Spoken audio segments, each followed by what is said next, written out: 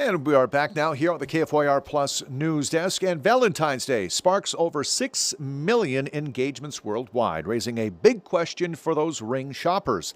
Are real or lab-grown diamonds better for the planet? Sustainability expert Lizzie Horvitz now joins us to break down now the true environmental impact behind each sparkling option. Lizzie, thank you so much for your time today. I sure appreciate you. Thanks for having me. You got it. So, Lizzie, let's start with the big picture.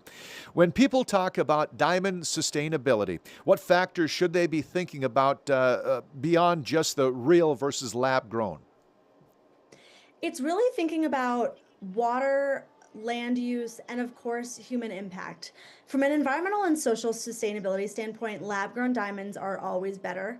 Mined diamonds are finite, and extracting them requires moving huge amounts of tons of earth and using 126 gallons of water for just one single carat. And so when you think about that, there's no version of that process that's low impact. It's extractive by design. Lab grown diamonds, by contrast, use around 15% of the water and half of the energy of mined diamonds. You founded Finch to help consumers make better choices. How does the diamond industry fit into the broader sustainability landscape? Well, of course, people are buying diamonds every single day. These lucky women or men are getting engagement rings all the Yeah. time. And we like to just encourage people to think about the entire life cycle. So really understanding, what is a mined diamond? Is it fake? Is it different? And the real importance is that lab grown diamonds are not fake. They are made out of the same material, carbon, and they are just extracted and made differently. So I want to make sure that that's clear, not to be confused with something like cubic zirconia, which is a man-made gemstone. That is sort of a fake diamond, if you want to say that. Yeah. And they scratch and they cloud over time. A lab-grown diamond has the advantage of being around 30% less expensive and doesn't come with all the social and environmental sustainability issues that mined diamonds do. And not to speak of, but we often hear about ethical concerns in the mining, don't we? Absolutely. There's a lot of forced labor. There's a lot of, it's really difficult to track the entire life cycle. And so we want to make sure that we're not paying rebel groups for these diamonds. And so lab grown diamonds also cuts out all of that confusion and just, you're just paying a company who's doing this process. So, Lizzie, I'm not sure if you know how they are, but maybe you can help the viewer understand a little bit better. And myself, lab-grown diamonds, they're marketed as eco-friendly, but how are they grown or built, or I guess, what's the process like? It's so interesting. There are really two different ways that they're grown. The first is called HPHT, which is called high pressure, high temperature. And this is basically faking the earth. Scientists take a Okay. tiny piece of diamond called a seed. They put it in a machine that creates insane pressure and heat, kind of like the center of the earth. They add carbon, and the carbon melts away and slowly sticks to that seed. And then over a few weeks, the diamond grows layer by layer. It's really interesting. The second way that this happens is called chemical vapor deposition, so CVD. This is a little more sci-fi. So a diamond seed, you're still taking that small, tiny piece of a diamond. It goes into a sealed chamber.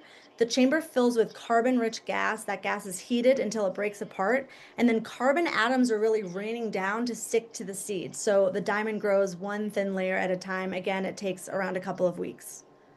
And so, what is the price? We know what a diamond, 1 carat diamond is, fairly expensive. Is it significantly cheaper, or are they comparable, lab grown to regular diamond? They're generally 30 to 70% less expensive than mined diamonds. So Wow. that's a great advantage as well. Okay, well, let's talk energy use then. How about the energy that goes into lab grown diamonds? Is there a lot of energy? There is, of course. There's a fair amount of energy for making anything. They require high heat and pressure and therefore Hmm. energy. But I kind of like to think of it like how we think about solar panels, where solar panels are, of course, the better choice from an energy standpoint than oil or coal, but it still requires energy and water to make those solar panels in the first place. Lab grown diamonds are very similar, where nothing that's made can be made completely energyless, right? Or have, a negative impact, but comparatively, it's significantly better. Lizzie, the process that you kind of gave us there just a moment ago, how they're made in both examples, uh, are they made equally? Like, is there a template? Or because I remember you telling me that they just fall down and they grow layer by layer.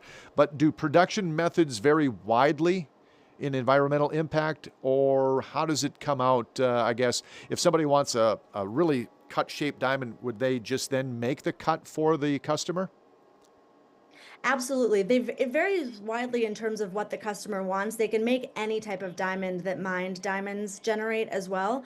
But the difference is it's just created by the individual company. It's not an environmental difference. So any lab grown diamond is pretty similar. Of course, depending on the size, that has Hmm. the bigger the diamond, the Yeah. larger the environmental impact. But beyond that, there's not a big difference in processes. Price differences we talked about can be significant, but how should consumers balance cost with environmental impact? Well, I think the advantage here is that they go hand in hand, right? You want something generally something that has a less environmental impact is more expensive. In Hmm. this case, the less environmental impact choice is the lab grown diamond, which is less expensive. And so I think they go hand in hand. And so the consumer really did make that decision or trade off.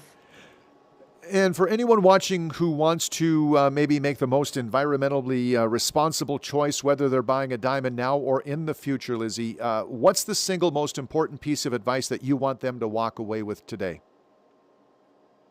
That's a great question. I would tell them that unless you're using a vintage ring, which of course is the best thing to not make a new product at all, a lab grown diamond is definitely the way to go if you want to avoid all energy, water use, and all of the social impacts that come with mining.